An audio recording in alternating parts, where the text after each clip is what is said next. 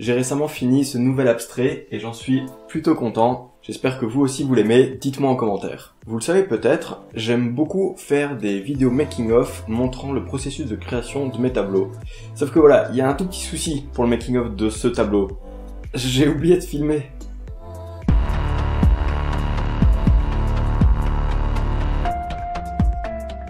J'en suis pas à mon premier essai et pourtant je trouve que c'est vraiment très dur de faire des bons making-of quand on est tout seul. Ça paraît pas comme ça. On se dit, il suffit de mettre la caméra sur un trépied, de la placer bien, d'appuyer sur record et puis de travailler et tous les jours t'appuies sur record et tu travailles, etc., etc. Et puis t'as de quoi faire un bon making-of. Sauf qu'en faisant ça, en fait, ce qu'on va avoir, c'est un time-lapse, comme j'en ai déjà fait par le passé, où la caméra ne bouge pas et où, entre guillemets, bêtement, on montre la progression du travail sur le tableau de manière accélérée. Mais voilà, c'est très monotone, ça peut presque être ennuyant en fait. Surtout vu le type de tableau que je fais en ce moment, les abstraits géométriques, ce serait encore moins intéressant que si je faisais un dessin réaliste, un portrait ou quelque chose comme ça, comme j'ai déjà fait par le passé, parce que il n'y a pas grand chose à regarder d'un point de vue purement progression de ce qui se passe sur la toile. Du coup, l'intérêt serait plutôt de faire des making-of un peu plus travaillés, avec des segments qu'on appelle B-roll, dans lesquels en fait je viens faire plutôt des beaux plans sur le matériel, des plans au ralenti, montrer des close-up, des gros plans, ce genre de choses, de différentes étapes ou de différents outils que j'utilise par exemple. Et voilà, entre guillemets, scénariser très légèrement la vidéo en elle-même du making-of et pas juste un simple time-lapse. Sauf que ça demande beaucoup plus d'organisation, de préparation et surtout de temps. De temps passé qu'on n'imagine pas forcément en fait. Ça peut être un petit peu confus à expliquer comme ça, mais imaginez ma journée. Voilà, on est un nouveau jour, hier j'ai fabriqué le tableau, il est vierge, il est prêt à être peint, il est sur mon chevalet, donc quand je me lève le matin et que je viens travailler dans mon bureau, je peux directement travailler dessus. Je passe beaucoup de temps en fait à imaginer à l'avance ce que je vais faire et comment je vais le faire pour voir les harmonies de couleurs, de formes, quelle forme où, etc., etc. Et en fait, très souvent, quand je suis dans la réflexion, donc devant cette toile vierge et que je réfléchis à tout ça, à toutes les couleurs et les formes que je souhaite y mettre, il arrive à un moment donné en fait où je suis tellement dedans, je suis dans ma bulle de réflexion et de création, que d'un coup je me lève de ma chaise, je vais au tableau, je prends la peinture et je peins. Et c'est exactement ce qui s'est passé avec celle-là en fait, c'est que ça s'est passé comme ça, et c'est que le lendemain ou le surlendemain, donc après déjà avoir travaillé quelques heures dessus, où je me suis souvenu que je voulais filmer, et où en fait j'avais rien filmé de tout le début, ce qui est presque pas la partie la plus importante du making-of, mais qui, pour faire une chouette vidéo montrant le processus de création d'une œuvre, le début je pense que c'est quelque chose de très important de pouvoir le filmer et montrer comment on démarre. Et du coup là en fait j'avais déjà presque entre 5 et 6 heures de travail qui n'étaient absolument pas filmés. Du coup je me suis trouvé dans le cas de figure où tout simplement pris dans mon élan, pris dans ma concentration en fait sur la création de qu'est-ce que j'allais faire, j'ai complètement oublié de mettre en place ce qu'il fallait pour filmer.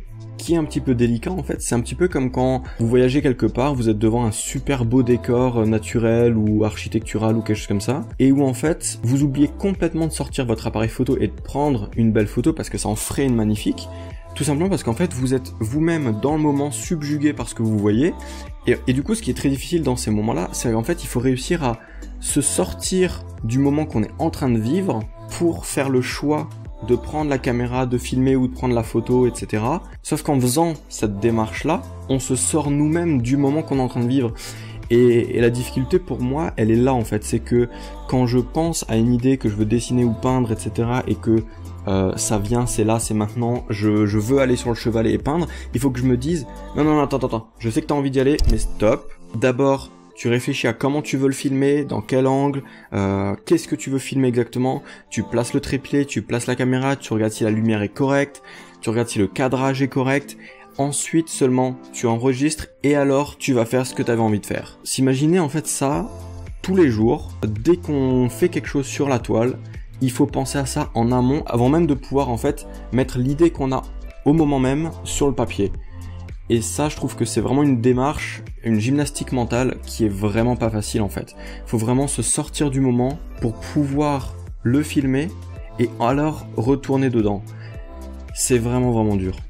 C'est un travail qui est complètement invisible en fait, qu'on se rend absolument pas compte quand on regarde une vidéo justement making of d'un tableau ou quel que soit le type de vidéo. D'ailleurs je vais en parler, mais je pense notamment à des vlogs très bien réalisés, type Casey Neistat ou Peter McKinnon, il y a énormément de moments dans ce genre de vidéo où en fait c'est presque en fait de l'acting, du jeu d'acteur, c'est joué, c'est-à-dire que il sait qu'il va faire telle ou telle action, il sait qu'il veut la montrer, mais du coup d'abord il va devoir penser à ok, comment je vais la montrer, mettre en place la caméra, les lumières, etc. de manière à pouvoir faire l'action et la filmer, et alors seulement il va faire l'action.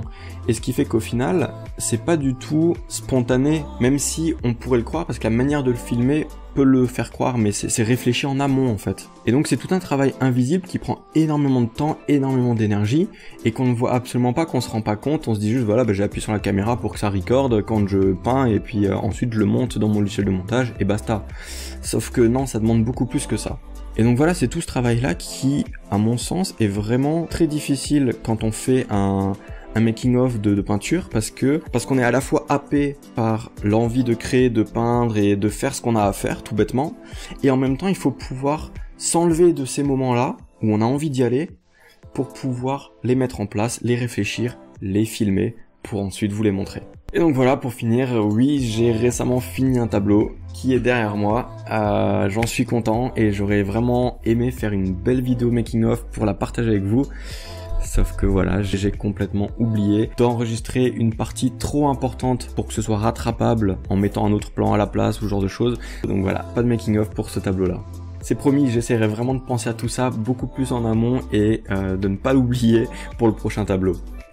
Merci à tous d'avoir regardé cette vidéo. Comme d'habitude, laissez vos commentaires, vos remarques et vos partages d'expérience en commentaire sous la vidéo. N'oubliez pas de vous abonner à la chaîne YouTube pour pas louper les futures vidéos, bien évidemment. Merci d'avance à tous ceux qui like et partagent la vidéo, ça fait super plaisir. Et du coup, je vous dis à la prochaine. Ciao!